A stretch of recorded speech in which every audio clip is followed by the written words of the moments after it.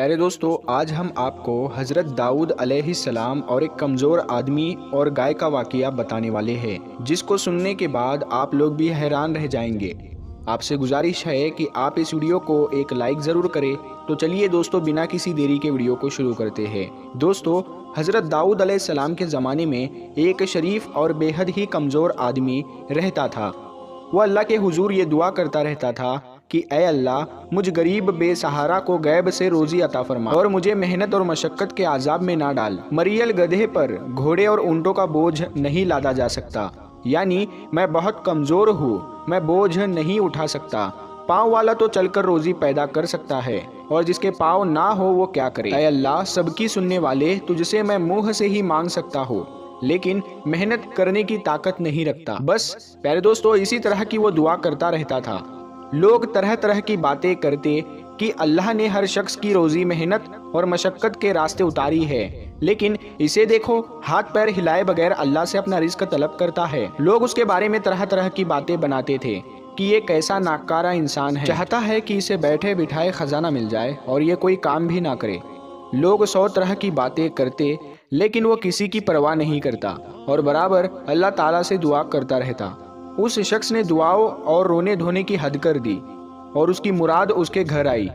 زور سے اس کے گھر کا دروازہ کھلا اور اس کے گھر میں ایک گائے گھس گئی۔ اس نے فوراً گائے کو پکڑا، ٹانگیں باندھ کر بغیر رکے ہوئے اس حالت پر چھری پھیر کر گائے کو ذبح کر دیا اور پھر کسائی کو بلا کر اس کا کام تمام کرنے کا حکم دے دیا۔ گائے کا مالک گلیوں میں اپنی گائے کو تلاش کر رہا تھا اور گائے کو تلاش کرتے کرتے اس کے گھر کی طرف آ گیا۔ پھر گائے کا مالک آ کر کیا دیکھتا ہے کہ گائے ذبح ہو چکی ہے اور کسائی اس کا کام تمام کرنے میں لگا ہوا ہے۔ گائے کے مالک نے رونا دھونا اور چلانا شروع کر دیا کہ ارے ظالم، یہ کیا غضب کیا تو نے، یہ تو میری گائے تھی، تجھے بھلا کیا حق تھا اسے پکڑ کر ایسا کرنے کا۔ دعا مانگنے والے نے جواب دیا کہ سنو بھائی، تمہیں زیادہ چیخنے چلانے کی ضرورت نہیں ہے۔ میں برسوں سے اس دعا میں مصروف ہوں کہ اللہ تعالیٰ میرے رزق میں برکت عطا کرے اور میرے پاس میرا رزق پہنچا دے، اور اس نے میری دعا قبول کر لی۔ یہ جواب سن کر گائے کا مالک بہت غصے میں آ گیا۔ اس نے پہلے اس کو بہت مارا، پھر اس نے گریبان سے پکڑ کر اسے حضرت داؤد علیہ السلام کی عدالت میں لے جانے لگا۔ لوگوں نے گائے کے مالک کی بات کو سنا تو اس کو حق پر قرار دے دیا کہ یہ تو صحیح کہہ رہا ہے۔ وہ جو دعا مانگنے والا آدمی تھا وہ بزرگ انسان تھا۔ وہ بزرگ اسی بے بسی کی حالت میں آسمان کی طرف منہ اٹھائے اللہ کو کہنے لگا، اے اللہ، تو اچھی طرح سے جانتا ہے میں نے اپنی خواہش کی تکمیل کے لیے کتنی راتوں کو جاگ کر تجھ سے دعا مانگی ہے، دعا مانگنے میں کتنے لمحے گزارے ہیں، اور میں یہ خواب دیکھتا رہا ہوں کہ تو میری بات کو سنے گا۔ جب میں نے اپنی مراد پائی تو یہ مجھے تیرا بندہ نافرمان سمجھ کر شیطان کی طرح کوس رہا ہے۔ اے اللہ پاک، میں ہمیشہ تیرے ہی آگے ہاتھ پھیلا کر دعا مانگتا رہتا ہوں۔ اے اللہ، تو میری پردہ پوشی کر لے اور مجھے ذلیل ہونے سے بچا لے۔ اس بزرگ کی آواز میں ایسا درد تھا کہ پتھر بھی موم بن جائے، بلکہ حضرت داؤد علیہ السلام کا نرم دل اور بھی زیادہ نرم ہو گیا۔ حضرت داؤد علیہ السلام نے گائے کے مالک سے کہا کہ اس بات کا فیصلہ 1 دن کے بعد کیا جائے گا۔ حضرت داؤد علیہ السلام اپنے حجرے میں داخل ہوئے اور اپنی عبادت گاہ کا دروازہ بند کر لیا۔ ذکر و اذکار کے بعد اللہ کی بارگاہ میں دعا کی کہ اے میرے مولا، اے اللہ، مجھے حقیقت حال سے آگاہ کر دے۔ اللہ پاک نے اپنے نبی سے تمام راز کھول دیے۔ چھپے ہوئے راز اللہ نے اپنے نبی کے سامنے کھول دیے۔ ان کو سمجھ میں آ گیا کہ کون سچا ہے اور کون جھوٹا ہے اور سارا معاملہ کیا ہے۔ دوسرے دن ان دونوں کو طلب کیا گیا، یعنی ان دونوں کو بلایا گیا۔ حضرت داؤد علیہ السلام نے یہ فیصلہ دیا اور گائے کے مالک سے کہا کہ اس شخص کا پیچھا چھوڑ دے اور اسے معاف کر دے۔ اللہ پاک نے تیرے گناہوں کی پردہ پوشی فرمائی ہے، تو اپنی گائے کی طرف سے صبر کر لے۔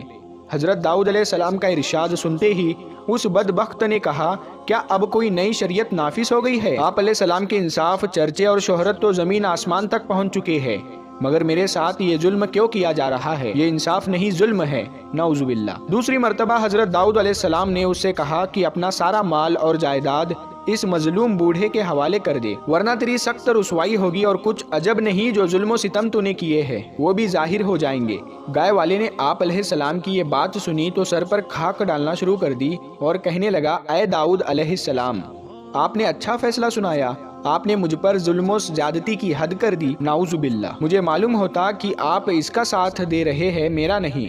حضرت داؤد علیہ السلام نے اسے قریب بلایا اور کہا اے بدبخت، اس ہنگامے سے باز آ جا، کہیں یہ تیری ہلاکت کا باعث نہ بن جائے، جو تو نے بویا ہے وہ کاٹ۔ حضرت داؤد علیہ السلام نے اسے پھر سے حکم دے دیا۔ اس حکم پر وہ پتھر سے اپنا سر پھوڑنے لگا۔ لوگ بھی حیران تھے کہ داؤد علیہ السلام یہ کیسا حکم دے رہے ہیں۔ اس کے بعد حضرت داؤد علیہ السلام سب کو دریا کے کنارے ایک بہت پرانے گھنے درخت کے نیچے لے گئے۔ اس کے بعد حضرت داؤد علیہ السلام سب کو دریا کے کنارے ایک بہت پرانے گھنے درخت کے نیچے لے گئے اور کہا، کیا تم لوگ جانتے ہو اس درخت کے نیچے ایک آدمی کا قتل کیا گیا تھا؟ تم نہیں جانتے، البتہ اللہ پاک جانتا ہے۔ پھر حضرت داؤد علیہ السلام نے فرمایا، حقیقت یہ ہے کہ اس گائے والے نے اپنے آقا کو قتل کیا ہے۔ یہ شخص اصل میں غلام تھا۔ اس نے اپنے آقا کو، اپنے مالک کو قتل کر کے اس کے مال اور دولت اور جائیداد پر قبضہ کر لیا۔ یہ مظلوم دعا مانگنے والا اس کے آقا کا بیٹا ہے، یعنی جسے اس نے قتل کیا تھا یہ دعا مانگنے والا اسی کا بیٹا ہے۔ تو نے دنیا کے لیے اپنے آقا کو مار دیا اور آج تو کہہ رہا ہے کہ تجھے ہم ظالم کہہ رہے ہیں۔ تو نے اس مقدمے کا فیصلہ مانگا تھا۔ تو نے ہم سے کہا تھا کہ ہم تیرے اوپر ظلم کر رہے ہیں۔ تو نے اپنا فیصلہ مانگا تھا۔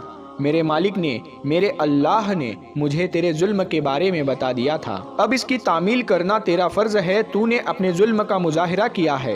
اللہ کی پناہ، تو نے اپنے آقا کو اس طرح چھری سے ذبح کیا تھا جس طرح دعا مانگنے والے نے تیری گائے کو ذبح کیا ہے۔ تو نے اپنی چھری یہی گڈھا کھود کر دفن کی ہے۔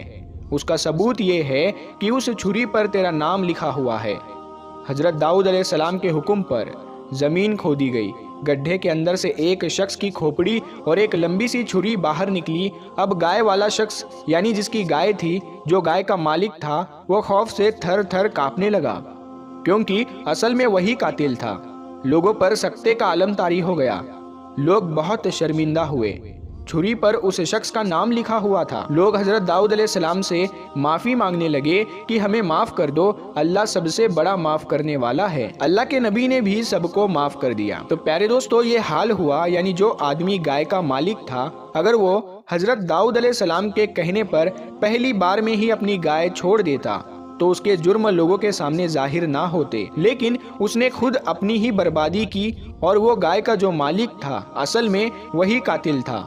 تو دوستو، دیکھا آپ نے کہ کس طرح سے اس کے مالک کو قتل کیا اور اپنے ہی مالک کا سارا خزانہ ہضم کر گیا، اور کس طرح سے لوگوں کے سامنے اس کے سارے راز کھل گئے۔ تو اس سے کیا پتہ چلتا ہے کہ ہم سب کو کسی کے ساتھ برا نہیں کرنا چاہیے۔